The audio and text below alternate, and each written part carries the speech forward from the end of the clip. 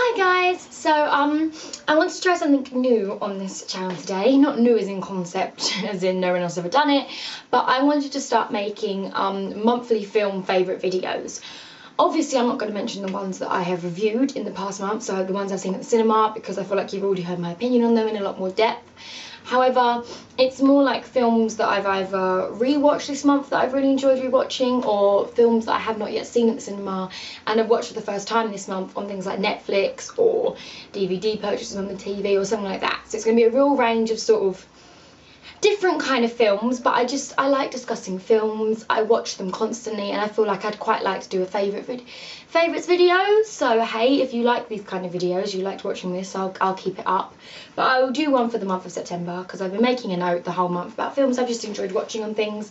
Most of these I've watched on Netflix because that's basically where I spend my life if I'm not at the cinema.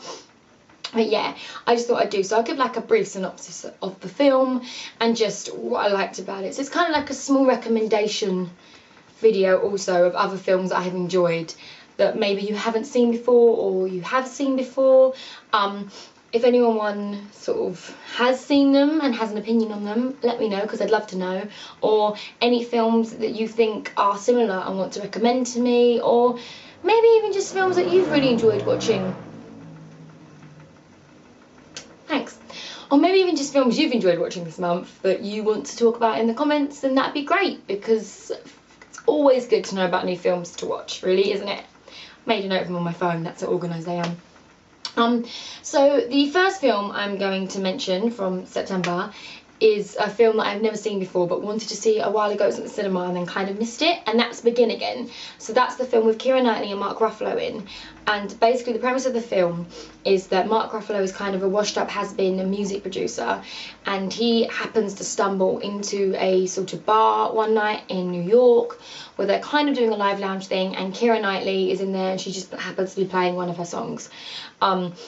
Mark Ruffalo's character then really likes it and decides he wants to produce an album with hers, and then they make an album outside in New York, so using New York City as their backdrop, so leaving all the natural sounds in and things like that. And I think it's a really interesting premise for an album.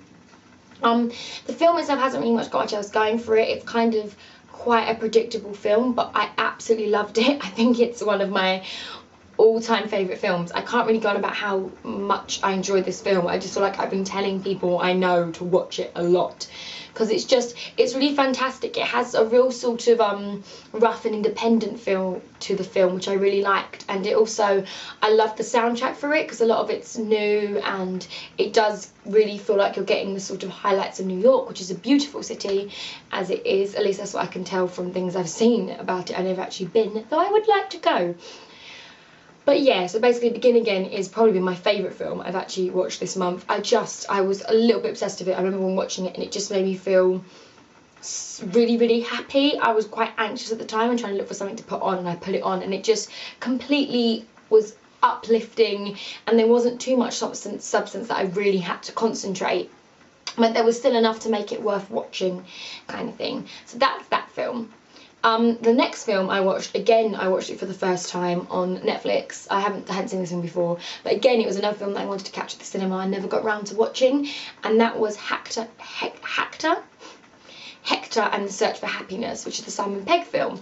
So basically the premise of that film was the fact that Simon Pegg plays a psychiatrist who is trying to help his patients but realises he doesn't actually really know what happiness is, and so he goes on this sort of journey, I guess you could say, as in a literal journey and a metaphorical journey, where he travels around the world trying to find out what happiness really is and make a note of it in his book. And he goes through loads and ups and downs and ways of finding things and sort of discovering things about himself, and completely different variations of how the other half live in both aspects of it. So he meets the really rich and the really poor, and he just kind of is asking people what makes them happy. And even though it's got some sort of sad and low moments in it, it's still a really enjoyable film to watch because you see so many different things that make people happy, and that's kind of nice. It's like a celebration of happiness. So in the end you do just feel really happy because you can't help yourself, you just find yourself smiling. So I really enjoyed that. I also think Simon Pegg is quite a good actor. I think he carries off the role really well, so that really helped. He's very obviously good at comedic timing and things like that. So it kind of all added together, but I just really enjoyed it. It's a really sort of happy film with some low moments in it, but overall it's a really happy film, and therefore I feel like it's another really good film if you needed something to like be uplifting for you. That's what I wanted to say. So the next film I loved this month was The Help. I think this film is a very different sort of emotion to me than the previous two I mentioned, because it really, really depresses me. Not just during the film, but afterwards I genuinely feel really low for a while. I cry a stupid amount. It's one of those films I like to stick on if I really feel like I need a good cry. But I think because of the way it's made and the themes it tackles, it's definitely a film worth watching. And it's definitely one of my favourite films of this month. Otherwise, obviously, it wouldn't be in this video. But yes, I definitely would recommend it to anyone.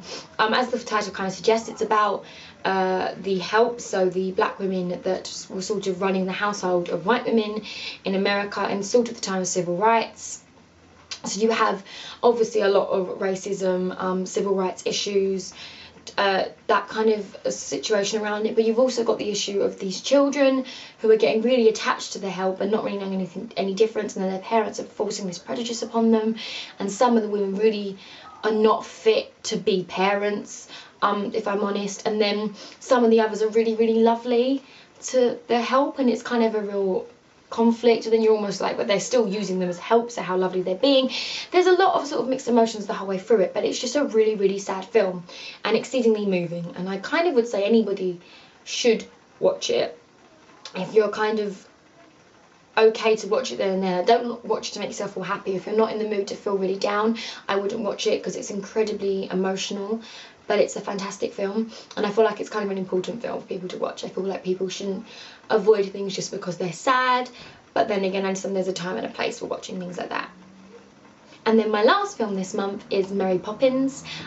It's a really nostalgic film for me. It's a film I watched many a time in my childhood and then haven't watched for about 10 years. I'm finally got around to watching it the other day. I'm wanting to watch it basically since I saw Saving Mr. Banks, which was the newish Disney film about the making of Mary Poppins, and so since then I wanted to kind of be transported back to this magical era of Disney where anything seems possible and wonderful, and I finally got around to watching it. Obviously I love the music of the film. I just think it's really sort of nostalgic and wonderful, and it's just so beautifully done. I love the old-fashioned animation and the sort of more musical numbers, the full-on dance routines and things like that. I just think it's a real spectacular to watch. But the real stars of the film for me are Mary Poppins is Julie Andrews. I think everybody kind of has a part of them that loves Julie Andrews and kind of wish that Julie Andrews was their nanny when they were younger. I know I certainly did. And then, not that I feel like I needed a nanny, but I just kind of wanted the wonders of Mary Poppins being there, to clarify that. And then obviously Dick Van Dyke. His accent hits so many just nostalgic things for me. It's unbelievable. I hear it and I feel like I'm a child again. Obviously it's an awful accent. I don't know how they made the film without anyone pointing out to him that nobody speaks like that. But then again, it kind of makes the film, so maybe they had a reason for not doing it. But I definitely think Mary Poppins is a film that if you've not yet watched because you were quite young and haven't really had that part of your childhood, definitely do it. If you missed out on your childhood, I think you should do it, or if you just haven't seen it in a long time, I just think there's something truly magical and wonderful and spectacular about that film that other films don't really possess anymore. I still feel like Disney's got a lot of magic and wonder about it, but there's something about the old Disney classics that really hit home. Possibly the nostalgia connected to them, and maybe just I have an idealised view of them, but Mary Poppins is definitely up there. But they are my 4 favourite films in September. I hope people kind of enjoyed this kind of video. Some months I might have more favourite films, other months I might have less.